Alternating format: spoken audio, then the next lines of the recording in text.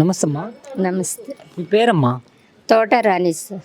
ఏం చేస్తుంటారమ్మా? నేను hospital work చేస్తా. హాస్పిటల్లో వర్క్ చేస్తుంటారు. ఏంటమ్మా మరి జగన్మోహన్ రెడ్డి వచ్చి సుమారుగా 5 ఏళ్ళు అవుతుంది కదా, ఏ విధంగా అనిపిస్తుంది? బాగానే ఉంది సార్, బాగుంది. అంటే ఇప్పుడు ఆయన ముఖ్యమంత్రిగా 5 ఏళ్ల కాలంలో ప్రజల్ని పట్టించుకుంది ఏమీ లేదనేసి అంటున్నారు కదా. ఎందుకు పట్టించుకోలేస్తారా? బాగానే చేస్తుంటే ఆయన రాబట్టే మాకు ఇప్పుడు 5 సంవత్సరాల నుంచి అమ్మఒడిని అవి ఇవి వేస్తున్నారు. తర్వాత లేనోళ్ళు చూస్తున్నారు, లేనోళ్ళు బాగా చేస్తున్నాడు. వండా వాళ్ళు ఏం చేస్తున్నారు? ఆయన మీద సాడులు చెప్తున్నారు, దాని మించి ఇంకేమీ లేదు. అది స్కీమ్స్ ఇచ్చి ఇన్ని పథకాలు ఇవ్వడం వల్ల ప్రజలు సోమరిపోతనానికి గురవుతున్నారు అనేసి అంటున్నారు కదా మరి చంద్రబాబు. సోమరిపోతే అంటే సార్, ఇప్పుడు వాళ్ళు సోమరిపోతే ఏం కాదు కదా. చంద్రబాబు నాయుడు ఇప్పుడు 50,000, 30,000, 40,000 తీసుకున్నాడు, ఇంటికి ఇవ్వలేదు. వాళ్ళు ఏం చేశారు? ఆయన ఏం చేయలేదు కదా. మరి ఆయన ఉన్నప్పుడు ఎందుకు అడగలేదు? మరి 50,000 తీసుకున్నాడు, మరి ఇల్లు ఇవ్వలేదు, దిగిపోయాడు. మరి అప్పుడు ఈయన మీద పడిందా ఆ భారం, లేకపోతే అతని మీద పడిందా? అవునా కదా సార్? ఇప్పుడు ఎవరైనా ఒకటే. తను ఏం చేస్తున్నాడు? ఇస్తున్నాను అంటున్నాడు, ఏ పని చేయలే. నాకు 45 సంవత్సరాలు ఇప్పటికి. ఈ రోజుకు వచ్చి అతనుండ పాలనలో ఏ రోజు మేము బాగుపడింది లేదు. ఏ రోజు మాకు రేషన్ కార్డు కూడా లేదు. లాస్ట్కి తర్వాత రాజశేఖర రెడ్డి గారు వచ్చినప్పుడే మాకు ఉంది ఆధార్ కార్డు కానీ, రేషన్ కార్డు కానీ, పాన్ అన్నీ ఆయన ఉన్నప్పుడే వచ్చినాయి. మేము ఈరోజు స్థితిలో ఉన్నామంటే అది ఆయన వాళ్ళ వల్లే. ఈసారి వస్తే చంద్రబాబు నాయుడికి చివరి అవకాశం ఇస్తే మీరు రుణం తీర్చుకుంటాడంట. వద్దు, నేను ఇవ్వను. మేము అన్న కోసమే ఉంటాం, వేసినా అన్నకే వేస్తా. ఏ అన్న? చంద్రన్న? జగనన్న. జగనన్న. జగనన్న ఉంటే చాలు. జగనన్న ఉంటే చాలు, అంతే. మరి ఇప్పుడు ఈ చంద్రబాబు నాయుడు, పవన్ కళ్యాణ్ ఇంతమంది కలిసి పోటీ చేస్తున్నారు కదా. దేవుడు ఆ రోజుల్లోనే దాయిది మహారాజుని ఎంతో చేశారు. దాయిది మహారాజు యవనస్తుడప్పుడే రాజకీయంలోకి వచ్చాడు. అలాగే ఈయన యవనస్తుడప్పుడే మరి రాజకీయంలోకి వచ్చి తండ్రి చనిపోయినా కూడా ఆయన అన్ని పోలీస్ స్టేషన్కి పట్టించారు, అన్నీ చేశారు. కానీ ఆ రోజులు వాళ్ళు ఎవరిని ఇవ్వలేకపోయారు. ఈయన్ని పట్టుకొని అడుగుతున్నారు. వాళ్ళ చెల్లి ఏం చేస్తుంది? ఆయనకా డబ్బులు తీసుకొని వాళ్ళ పక్కన ఎలా ఉంటావు నువ్వు? ఏ లెక్కన ఉంటావు? నీకు తండ్రి కదా, నీకు బాధ్యత లేదా? ఒక ఇంటికి వెళ్ళిందని నువ్వు ఒక ఇంటికి వెళ్ళిందని ఎలాగుంటాం మనం? అవునా కదా?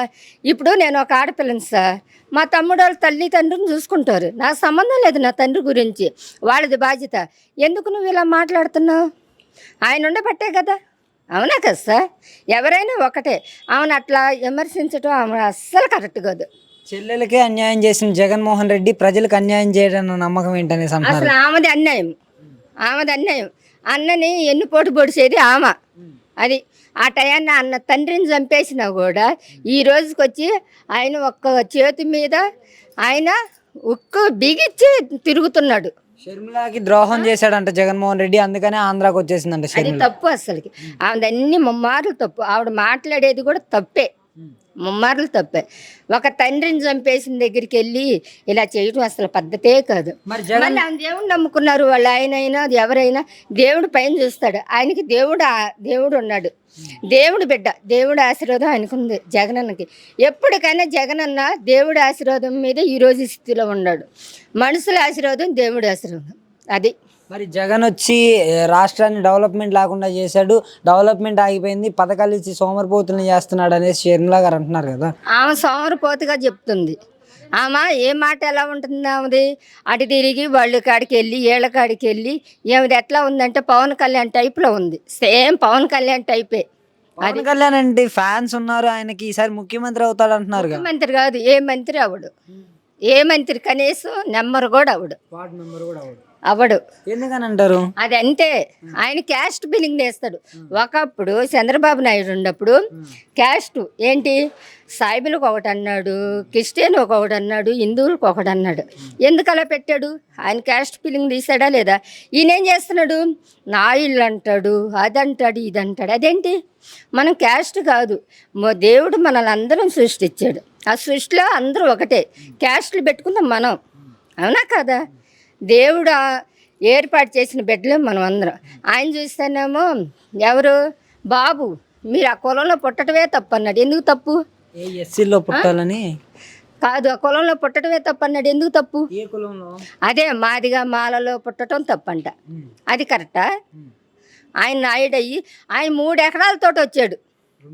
తెలుసా? ఆయన మా ఊరి దగ్గరే, ఏ ఊరు మీది? ఒంగోలు దగ్గర. మీది ఒంగోలు దగ్గర? మరి అక్కడ నుంచి వచ్చి మా దగ్గరికి వచ్చి ఈ రోజు ఈ స్థితిలో ఉన్నాడు. ఎవడి చరిత్ర ఎవడో తెలుసా? కాకపోతే మనం బయటికి రాము. ఏంటో మన పనులు ఏంటో మనం చేసుకుంటాం. అది మరి ఇప్పుడు ఈ చంద్రబాబుని, పవన్ కళ్యాణ్ని, షర్మిలాని చూసి జగన్ భయపడుతున్నాడు అంటారు. భయమా? ఆయనకి భయం కదా, ఎంటికి కూడా కదలదు అయింది తెలుసా? జుట్టు ఇదిగో ఈ ఎంటికి కూడా కదలదు. వెన్నులో వణుకు మొదలైందంట జగన్కి. ఎవరు చెప్పారు? వాళ్ళ కొనుగు పుడుతుంది, వాళ్ళ కొనుగు పుడుతుంది. మళ్ళీ వస్తే టయాన్ని వస్తున్నాడు, ఏంటి మా పరిస్థితి అని వాళ్ళ కొనుకు. ఈయన కొనుకు కాదు, ఆయన దేవుడి బిడ్డ, దేవుడు ఎన్నుకున్న బిడ్డ ఆయన. అది దేవుడు ఆత్మ ఆయన మీద ఉంది. దేవుడు పైనుండి ఆశీర్వాదం ఉంది, మనుషుల ఆశీర్వాదం, దేవుడి ఆశీర్వాదం నిండుగా ఉంది. జగన్ పని అయిపోయింది అంటున్నాడు కదా మరి నారా లోకేష్.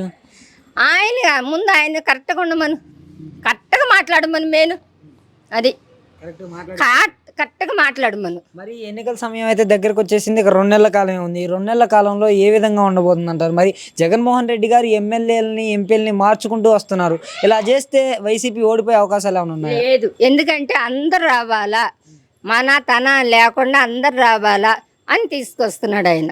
అంతేగాని ఎమ్మెల్యే వాళ్ళందరూ ఒకటైనని ఆయన ఏర్పాటు చేసుకుంటున్నాడు.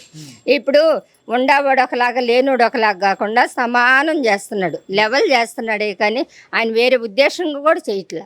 మరి 170 స్థానాల్లో జగన్మోహన్ రెడ్డి గారికి ఎన్ని స్థానాల దాకా రావచ్చు అంటారు? వస్తాయి, ఎందుకంటే ఆయనకి 100కి 100 పాలు వస్తాయి. అది గ్యారంటీ. ఆయన దేవుడు ఎన్నుకున్న బిడ్డండి, దేవుడి ఆశీర్వాదం ఆయన మీద ఉంది. ఎవరు ఏది చేసినా కూడా దేవుడి ఆశీర్వాదం ఆయన మీద ఉంది. దేవుడి ఆత్మ ఆయన మీద తిరుగుతూ ఉంటుంది తెలుసా? ఆయన దేవుడి బిడ్డ, వాడి కుటుంబాన్ని ఎప్పుడు దేవుడు ఆశీర్వదిస్తాడు. అది థ్యాంక్స్ సార్.